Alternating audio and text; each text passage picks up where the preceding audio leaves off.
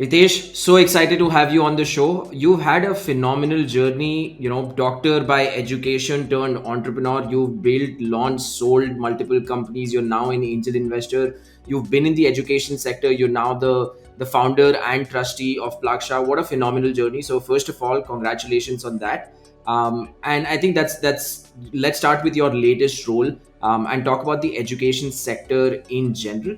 You're now the founder and trustee at Plaksha. Tell us a little about Plaksha and an overall perspective on what's happening in the education sector. I'm the true victim of education system in India. I never wanted to become a doctor, and I was forced and coerced into becoming a doctor. And I think that is the fundamental flaw in our education system.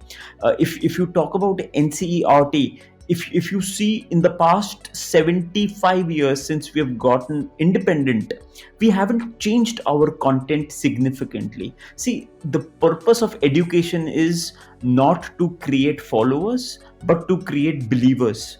So I think that is where, and it was intentional. This wasn't the true purpose of education. This was intentionally built by the Englishmen to ensure that people do not think. The more people think, the more they will question authority, and the more institutionalization is questioned, it is difficult to control people. India does not need followers. India needs leaders. India needs passionate believers who can truly change the world. And I think that is the flaw in our education system.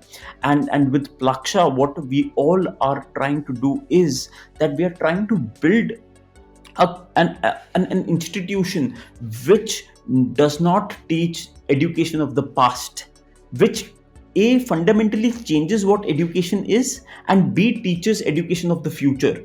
So today, if you talk about a medical school, if you talk about an engineering school, we still are creating so many mechanical engineers, so many chemical engineers. See, these were degrees which were relevant way back in 1965s. Today we do not need to teach computer sciences. Also, we need to teach robotics, we need to teach artificial intelligence, nanotechnology, industry 4.0, blockchain, in climate tech. क्यों हमारे देश से Google नहीं आता, क्यों हमारे देश से फेसबुक नहीं आता? एंड जब 35% गूगल के जो एम्प्लॉयज हैं वो इंडियन ओरिजिन के हैं. So I think for us, personally speaking, why I'm a part of Plaksha, we are a group of founders and trustees who are donating capital. The first part is this is collective philanthropy. We are not building a university to make money out of it, unfortunately. So education is the worst business if done correctly. So we've understood this. We don't want to, we wanted to be a legacy for all the entrepreneurs that have earned money from India. We want to give back. We want to ensure that women in STEM, in science, tech, education, math become a thing in India. Today, unfortunately, the sex ratio in an engineering college is pathetic. The question is, can't women code? The answer is no. Women can code as good as or even better than men. But the question is, why aren't women there in STEM? So one of the key focuses is, let's get women in STEM. Let's get more diversity in STEM. The second one is, let's create a platform where we do not judge only by academics.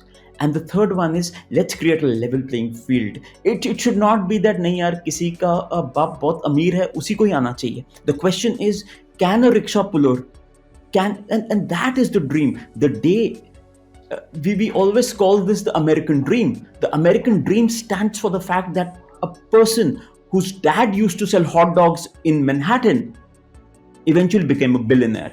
And that is where our Indian dream needs to come now.